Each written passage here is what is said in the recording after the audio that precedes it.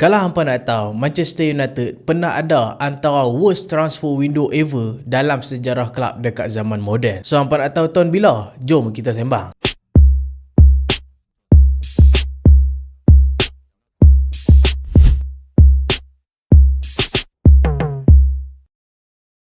Assalamualaikum dan selamat datang ke Pala Bola United. So dalam video kali ni kita nak sembang pasal transfer window. Selalunya kalau kita tengok transfer window ni digunakan untuk kuatkan pasukan. Tapi pasukan Manchester United pernah ada satu window transfer yang mana kita melemahkan pasukan kita sendiri. Bila? Baru je jadi 2 musim lepas, iaitu pada tahun 2023. Waktu ni sama transfer ni untuk masuk musim 2023-2024. Dan bagi aku dekat zaman moden ni antara one of the worst transfer window yang pernah aku tengok. So kalau kita tengok sebelum tu Manchester United dah finish tempat ketiga liga tau. Dan tu adalah musim pertama Erik ten Hag dekat Manchester United. Walaupun kita finish dekat tempat ketiga, tapi tu bukanlah musim perfect untuk kita. Sebab ya, kita menang trofi musim tu, kita finish top 4, tapi kita still ada game-game yang memalukan. Contoh kita kena bantai dengan Manchester City 6-3, kita kena dengan Liverpool 7-0, dan dalam Europa League kita kalah dekat quarter final. Tak silap aku game ni lah pagi raya. Kita kalah dengan pasukan Sevilla masa tu disebabkan kesilapan De Gea. So masa ni mungkin Erik ten Hag nampak yang Manchester United dah okey, tapi still perlu improvement. Sebab kalau hampa tengok table masa tu kita finish top 4, tapi kita adalah pasukan yang score gol paling sikit compare dengan pasukan yang finish top 4 semua tu. Dan kita juga ada kekurangan daripada segi goalkeeper kita yang kurang mahir menggunakan bola dengan kaki, iaitu De Gea lah. Walaupun De Gea menang Golden Glove,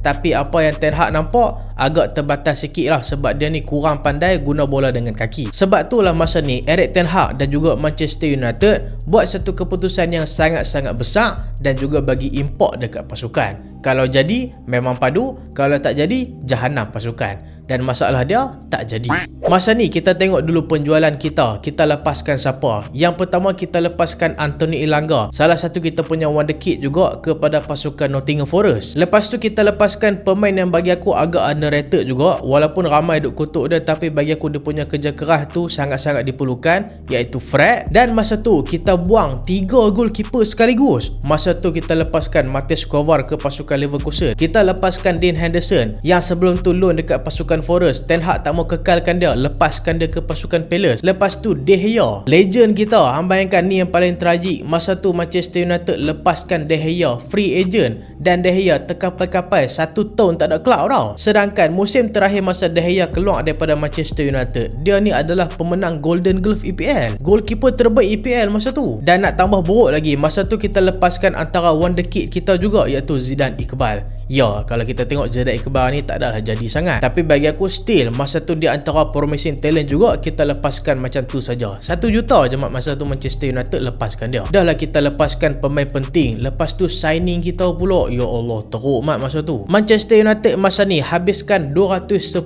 juta euro untuk dapatkan siapa? Yang pertama adalah Rasmus Højlund daripada Atalanta, yang kedua adalah Andre Onana daripada Inter Milan, yang ketiga Mason Mount daripada pasukan Chelsea, dan yang keempat loan bayar dekat pasukan Fiorentina untuk dapatkan Sofyan Amrabat secara pinjaman 10 juta euro. Sebab apa aku kata transfer ni memang teruk Yang pertama kita tengok Rasmus Højlund. Walaupun bagi aku musim pertama dia okey, tapi musim kedua dia dah start jadi ahli gusti dekat Manchester United. Kerja nak langgat-langgat orang saja tapi tak boleh score. Dan bagi aku signing Rasmus Højlund ni memang gagal dekat Manchester United. Yang kedua kita sign Andre Onana. Kita buang keeper macam De Gea, Kovar dan juga Dean Henderson, dan masa ni kita dapatkan Andre Onana. Ya, masa tu kita semua seronok sebab Onana masa tu dia ni goalkeeper terbaik dalam UCL, masuk team of the tournament kot. Tapi pasal apa tiba-tiba main Manchester United, barulah kita tahu yang dia ni memang pandai main bola dengan kaki, tapi rupanya dia tak pandai jadi keeper. Dia banyak buat mistake dengan kita kan. Aku still tak boleh bayang MU lepaskan 3 goalkeeper yang bagi aku okey lah. De Gea dengan Dean Henderson tu memang padu, semata-mata nak dapatkan Onana. Nak tambah buruk lagi, aku lupa nak habak tadi,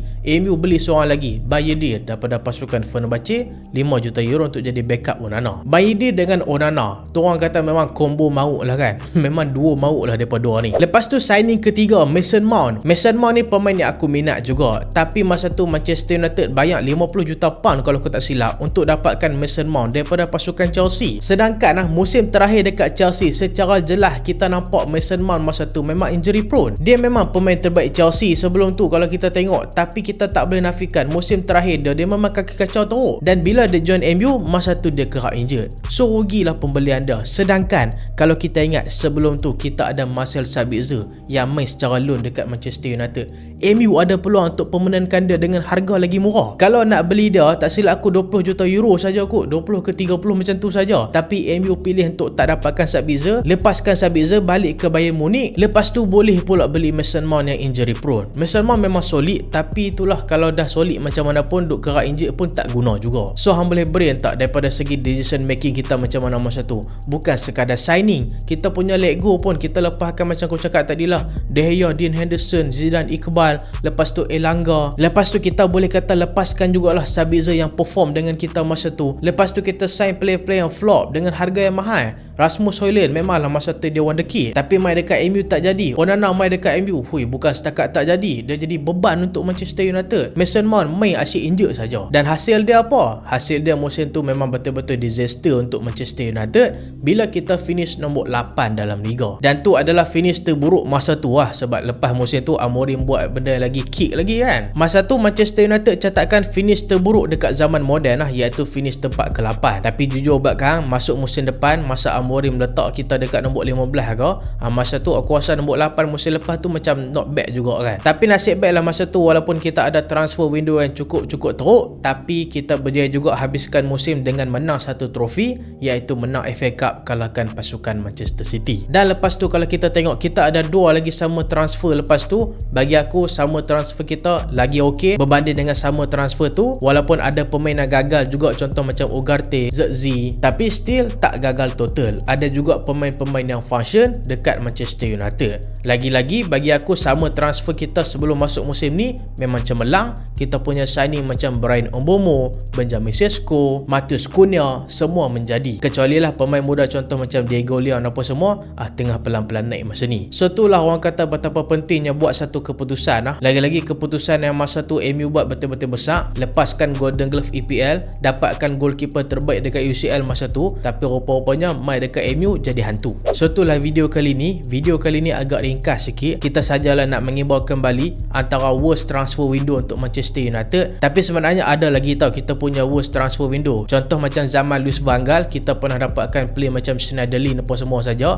Dan masa David Moyes. Masa David Moyes tu kesian betul sebab David Moyes main dekat Manchester United, semua star player tak mau main kat MU tau. Masa tu MU dapatkan pemain macam Fellaini saja. Mata main masa Januari. Tidak, masa tu MU nak Fabregas lah, nak Gareth Bale lah, semua kata no ke Manchester United sebab David Moyes. So kalau aku tanya hampa lah kan, fan-fan Manchester United, mungkin hampa ni dah tengok bola sejak 1990-an lagi. Mungkin lah ada abang-abang kita ataupun pakcik kita ataupun tok wan kita yang dah tengok bola lama tengah tengok video ni. Hampa rasa mana summer transfer window yang paling buruk yang Manchester United pernah hadap? Hampa cuba komen kat bawah. So itulah video kali ni, dan terima kasih sebab tengok sampai habis. Jangan lupa like, jangan lupa share, jangan lupa subscribe. Aku Solehan, Assalamualaikum.